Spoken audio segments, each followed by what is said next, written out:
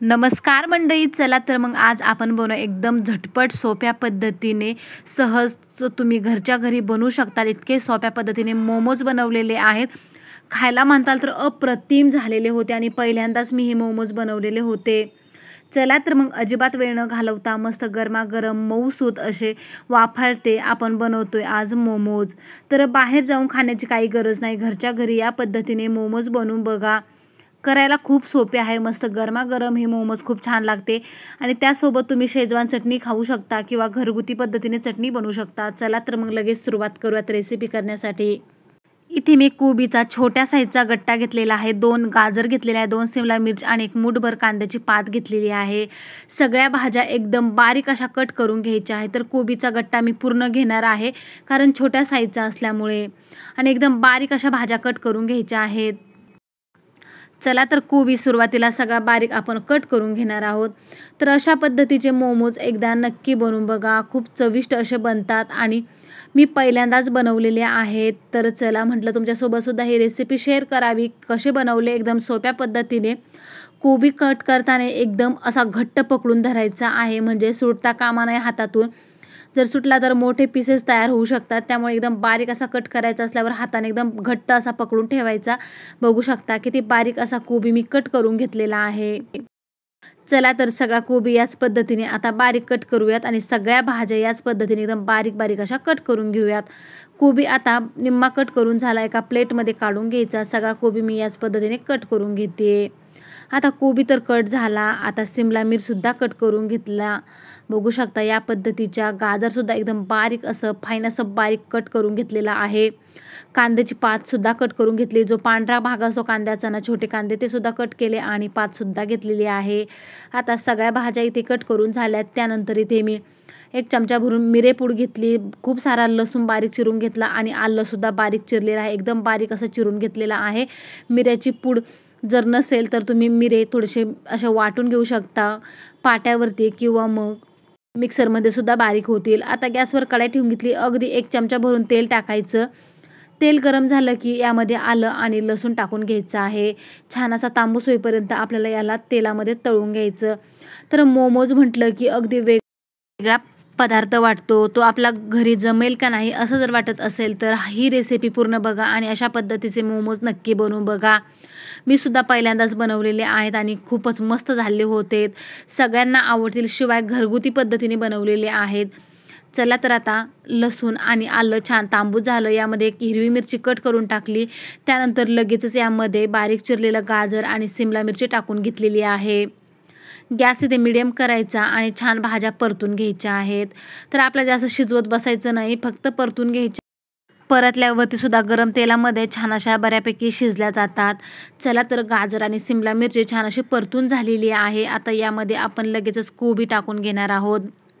तर इथे कोबी जास्त वापरायचा, तुमच्याकडे ज्या भाज्या अवेलेबल आहेत तेवढ्याच वापरू शकता तुम्ही. जसं की कोबी आणि गाजर हा मेन इन्ग्रेडियंट्स आहे या मोमोजमधला. तर गाजर आणि कोबी जास्त प्रमाणात वापरायचा. सिमला मिरची नाही घातली तरी देखील चालणार आहे, असेल तर नक्कीच घाला. कांद्याची पातसुद्धा घालायची आहे, नसेल तरी स्किप करू शकता. कांदासुद्धा तुम्ही कट करून घालू शकता, परंतु माझ्याकडे असल्यामुळे मी कांद्याची पात घातलेली आहे, त्यामुळे चव खूप मस्त लागते. चला तर आता कोबी 1 मिनिट परतून घेतला. त्यानंतर लगेचच यामध्ये मी कांद्याची पात टाकून घेतली आणि जी मिरेपूड घेतलेली होती ना ती सुद्धा लगेच टाकून घेतली. चवीनुसार मीठ टाकून घ्यायचं. छान सगळं मिक्स करायचं. यामध्ये कोणतेही मसाले घालायचे नाही. तुम्ही एवढ्याच भाज्यामध्ये एवढेच मसाले जे आपण घातलं ना, मीठ वगैरे एवढंच घातलं तरीसुद्धा भाजीची चव ही किंवा मोमोची चव अप्रतिम येते. चला तर इथे छान अशा भाज्या परतून झालेल्या आहेत. इथे मी नंतर गॅस फुल केला आणि भाज्या छान अशा परतून घेतल्या. बघू शकता रंगसुद्धा बदललेला आहे. आता याला आपण प्लेटमध्ये काढून घेऊयात. तोपर्यंत आपण इथे मैदा मळून घेणार आहोत. तर इथे मी 2 कप इतका मैदा घेतलेला आहे. छोट्या साईजचे कप होते. तर यामध्ये चवीनुसार मीठ टाकायचं, थोडंसं तेल टाकायचं 1 छोटा चमचा भरून. आता छान मिक्स करायचं आणि थोडं थोडं पाणी घालून घट्टसर पीठ मळून घ्यायचं आहे. अगदी पातळ पीठ मळू नका, चपातीसारखं मऊ पाहिजे परंतु घट्ट मळायचं. म्हणजे आपल्याला मोमोजला आकार व्यवस्थित देता येतो आणि पातळ जर असेल तर आकारसुद्धा देता येणार नाही आणि व्यवस्थित असे दिसणारसुद्धा नाही मोमोज. चला तर मग पीठ छान असं मळून घेऊयात. थोडं थोडं पाणी घालून पीठ घट्टसर मळून घ्यायचं. अगदी सॉफ्ट असं पीठ मळायचं आहे. चला तर पीठ इथे मळून झालेलं आहे, बघू शकता या पद्धतीचं. आता थोडासा पाण्यामध्ये हात घालायचा आणि म्हणजे बुडवून घ्यायचा आणि छान पीठ पुन्हा मळून घ्यायचं. थोडंसं तेलसुद्धा टाकू शकता पीठ मऊ होण्यासाठी. इथे मैदा छान असा मळून झालेला आहे, एकदम सॉफ्ट असा तयार झालेला आहे, बघू शकता. तर अशा पद्धतीचे मोमो नक्की बनवून बघा. मुलांनासुद्धा तुम्ही हायजीन घरगुती पद्धतीने खाऊ घालू शकता. तर खूप मस्त हे मोमोज तयार होतात. चला तर थोडंसं तेल टाकून घेतलं, पुन्हा पिठामध्ये छान मिक्स करून घ्यायचं म्हणजे पीठ छान मऊ होण्यास मदत होते. तर खूप मस्त हे मोमोज बनतात अगदी झटपट सोप्या पद्धतीने आणि सोप्या भाषेमध्ये सांगितलेलं आहे. अगदी घरगुती साहित्यामध्ये हे बनवून तयार होतात. चला तर आपलं इथे पीठ मळून झालेलं आहे. आपण याला अगदी 5 मिनटं असं झाकून ठेवूयात आणि नंतर आपण 5 मिनटानंतर मोमोज बनवायला सुरुवात करणार आहोत. तर मोमोज 2 आकाराचे असतात. तुम्ही तुमच्या आवडीनुसार कोणताही आकार याला देऊ शकता. तर इथे गोलसुद्धा बनवले जातात आणि एक मोमोचा आकार असतो त्या पद्धतीचे सुद्धा बनवले जातात. तर आपलं हे भाजीचं मिश्रण थंड झालेलं आहे. आता 5 मिनटं मी पीठ झाकून ठेवलं होतं, लगेचच आपण आता हे बनवून घेणार आहोत. तर इथे मी पोळपाट घेतलेला आहे. आता आपल्याला हे पीठ निम्मं तोडून घ्यायचं आहे आणि यातले छोटे पेढ्याच्या आकाराचे असे गोळे तोडून घ्यायचे आहेत. तुम्हाला जेवढे मोठे मोमोज बनवायचे त्यानुसार तुम्ही इथे बनवू शकता. तर मी काही मोठे, काही छोट्या साईजचे आणि काही गोल आकारामध्ये सुद्धा मोमो बनवलेले आहेत. चला तर थोडेसे मी तोडून घेते, नंतर तुम्हाला मोमो बनवून दाखवते. तर अगदी झटपट सोप्या पद्धतीने हे मोमो बनवलेले आहे. नक्की बनवून बघा, मुलांनासुद्धा आवडतील आणि मेन म्हणजे भाज्यासुद्धा यामध्ये असतात. शिवाय आपण तळलेलं नाही, याला उकळून घेणार आहोत, त्यामुळे अगदीच हेल्दी आहे. चला तर मग आता छान असं आपण एक पेढ्याच्या आकाराचा इथे मी उंडा तोडून घेतला, याला लाटून घ्यायचं, अलगद लाटायचं आहे. तर बघू शकता या पद्धतीने यामध्ये पीठ किंवा तेल लावायसुद्धा गरज पडत नाही. आवश्यकता वाटल्यास तुम्ही लावू शकता. चला तर मग इथे लाटून झालेला आहे. आता अगदी पातळसर असं लाटून घ्यायचं आहे, जास्त जाडं ठेवू नका. तर बघू शकता मी अजून थोडंसं लाटून घेते, कारण उंडा थोडासा बऱ्यापैकी मोठा होता. चला तर मग इथे आता आपली चपाती लाटून झाली आहे किंवा पुरी म्हणू शकतो आपण याला. तर आता एवढ्या आकाराची मी घेतलेली आहे. आता हातावरती अशी घ्यायची आणि यावरती मिश्रण भरायचं आहे. तुम्ही याला करंजीचा आकार देखील देऊ शकता. चला तर मग यावरती आता मिश्रण भरून घेऊया. जेवढं हवं तेवढं भरून घ्यायचं आणि छान असं याला पॅक करून घ्यायचं आहे. चला तर आपण जसं मोदकाला कळ्या पाडतो ना, तशा पद्धतीच्या याला कळ्या पाडून घ्यायच्या आहेत. तर बघू शकता या पद्धतीच्या आणि निम्म्या साईडला आपल्याला ह्या कळ्या अशा पद्धतीने पाडून घ्यायच्या आहेत. सेम मोदक बनवतो आपण त्या पद्धतीने कळ्या पाडायच्यात आणि नंतर निम्म्या साईडला पाडायच्या आहे. निम्मा साईड आपल्याला याला चिटकून द्यायचा आहे, म्हणजे व्यवस्थित असा मोमोचा आकार तयार होतो. तर वेगवेगळ्या पद्धतीने मोमोचे आकार बनवले जातात. तर मी या पद्धतीने बनवत आहे. चला तर निम्म्या साईडने मी इथे कळ्या पाडून घेतलेल्या आहेत, तर निम्मा साईड मी तसाच ठेवला आहे.